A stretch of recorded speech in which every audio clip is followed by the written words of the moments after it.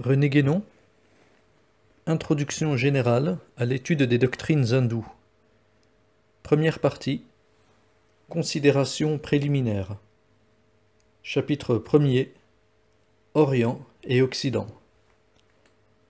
La première chose que nous ayons à faire dans l'étude que nous entreprenons, c'est de déterminer la nature exacte de l'opposition qui existe entre l'Orient et l'Occident, et tout d'abord, pour cela, de préciser le sens que nous entendons attacher aux deux termes de cette opposition. Nous pourrions dire, pour une première approximation, peut-être un peu sommaire, que l'Orient, pour nous, c'est essentiellement l'Asie et que l'Occident, c'est essentiellement l'Europe, mais cela même demande quelques explications. Quand nous parlons, par exemple, de la mentalité occidentale ou européenne, en employant indifféremment l'un ou l'autre de ces deux mots, nous entendons par là la mentalité propre à la race européenne prise dans son ensemble. Nous appellerons donc européen tout ce qui se rattache à cette race, et nous appliquerons cette dénomination commune à tous les individus qui en sont issus, dans quelque partie du monde qu'ils se trouvent. Ainsi, les Américains et les Australiens, pour ne citer que ceux-là, sont pour nous des Européens, exactement au même titre que les hommes de même race qui ont continué à habiter l'Europe. Il est bien évident, en effet, que le fait de s'être transporté dans une autre région, ou même d'y être né, ne saurait par lui-même modifier la race, ni, par conséquent, la mentalité qui est inhérente à celle-ci, et, même si le changement de milieu est susceptible de déterminer tôt ou tard certaines modifications, ce ne seront que des modifications assez secondaires, n'affectant pas les caractères vraiment essentiels de la race, mais faisant parfois ressortir au contraire plus nettement certains d'entre eux. C'est ainsi qu'on peut constater sans peine, chez les Américains, le développement poussé à l'extrême de quelques-unes des tendances qui sont constitutives de la mentalité européenne moderne. Une question se pose cependant ici, que nous ne pouvons pas nous dispenser d'indiquer brièvement. Nous avons parlé de la race européenne et de sa mentalité propre, mais y a-t-il véritablement une race européenne ?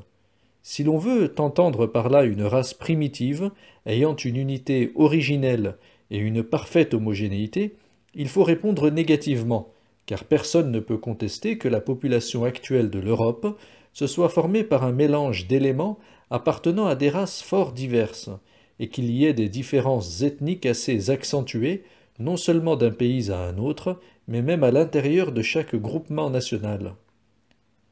Cependant, il n'en est pas moins vrai que les peuples européens présentent assez de caractères communs pour qu'on puisse les distinguer nettement de tous les autres. Leur unité, même si elle est plutôt acquise que primitive, est suffisante pour qu'on puisse parler, comme nous le faisons, de race européenne. Seulement, cette race est naturellement moins fixe et moins stable qu'une race pure. Les éléments européens, en se mêlant à d'autres races, seront plus facilement absorbés, et leurs caractères ethniques disparaîtront rapidement. Mais ceci ne s'applique qu'au cas où il y a mélange, et lorsqu'il y a seulement juxtaposition. Il arrive au contraire que les caractères mentaux, qui sont ceux qui nous intéressent le plus, apparaissent en quelque sorte avec plus de relief. Ces caractères mentaux sont d'ailleurs ceux pour lesquels l'unité européenne est la plus nette.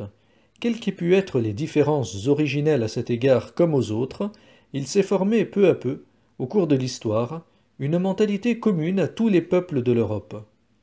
Ce n'est pas à dire qu'il n'y ait pas une mentalité spéciale à chacun de ces peuples, mais les particularités qui les distinguent ne sont que secondaires par rapport à un fond commun auquel elles semblent se superposer. Ce sont en somme comme des espèces d'un même genre. Personne, même parmi ceux qui doutent qu'on puisse parler d'une race européenne, n'hésitera à admettre l'existence d'une civilisation européenne, et une civilisation n'est pas autre chose que le produit et l'expression d'une certaine mentalité. Nous ne chercherons pas à préciser dès maintenant les traits distinctifs de la mentalité européenne, car ils ressortiront suffisamment de la suite de cette étude. Nous indiquerons simplement que plusieurs influences ont contribué à sa formation. Celle qui y a joué le rôle prépondérant est incontestablement l'influence grecque, ou si l'on veut, gréco-romaine. L'influence grecque est à peu près exclusive en ce qui concerne les points de vue philosophiques et scientifiques, malgré l'apparition de certaines tendances spéciales et proprement modernes dont nous parlerons plus loin. Quant à l'influence romaine, elle est moins intellectuelle que sociale, et elle s'affirme surtout dans les conceptions de l'État, du droit et des institutions. Du reste, intellectuellement, les Romains avaient presque tout emprunté aux Grecs, de sorte que, à travers eux, ce n'est que l'influence de ces derniers qui a pu s'exercer encore indirectement. Il faut signaler aussi l'importance, au point de vue religieux, spécialement, de l'influence judaïque, que nous retrouverons d'ailleurs également dans une certaine partie de l'Orient. Il y a là un élément extra-européen dans son origine, mais qui n'en est pas moins, pour une part, constitutif de la mentalité occidentale actuelle. Si maintenant nous envisageons l'Orient, il n'est pas possible de parler d'une race orientale ou d'une race asiatique, même avec toutes les restrictions que nous avons apportées à la considération d'une race européenne. Il s'agit ici d'un ensemble beaucoup plus étendu, comprenant des populations bien plus nombreuses et avec des différences ethniques bien plus grandes.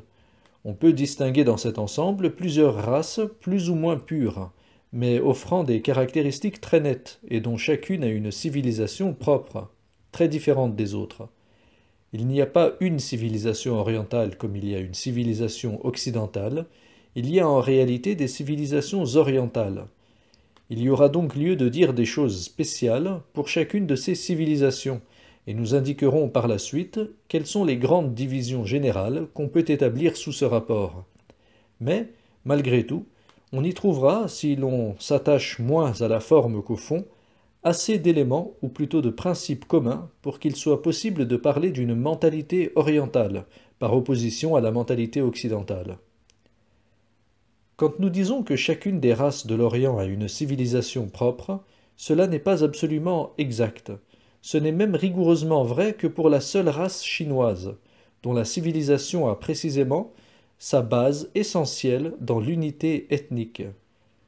Pour les autres civilisations asiatiques, les principes d'unité sur lesquels elles reposent sont d'une nature toute différente, comme nous aurons à l'expliquer plus tard, et c'est ce qui leur permet d'embrasser dans cette unité des éléments appartenant à des races extrêmement diverses.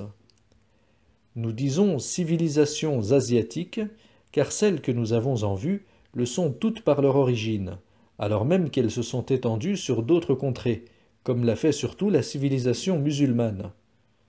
D'ailleurs, il va sans dire que, à part les éléments musulmans, nous ne regardons point comme orientaux les peuples qui habitent l'est de l'Europe, et même certaines régions asiatiques voisines de l'Europe. Il ne faudrait pas confondre un oriental avec un levantin, qui en est plutôt tout le contraire, et qui, pour la mentalité tout au moins, a les caractères essentiels d'un véritable occidental. On ne peut qu'être frappé, à première vue, de la disproportion des deux ensembles qui constituent respectivement ce que nous appelons l'Orient et l'Occident. S'il y a opposition entre eux, il ne peut y avoir vraiment équivalence, ni même symétrie entre les deux termes de cette opposition. Il y a à cet égard une différence comparable à celle qui existe géographiquement entre l'Asie et l'Europe, la seconde n'apparaissant que comme un simple prolongement de la première. De même, la situation vraie de l'Occident par rapport à l'Orient n'est au fond que celle d'un rameau détaché du tronc, et c'est ce qu'il nous faut maintenant expliquer plus complètement.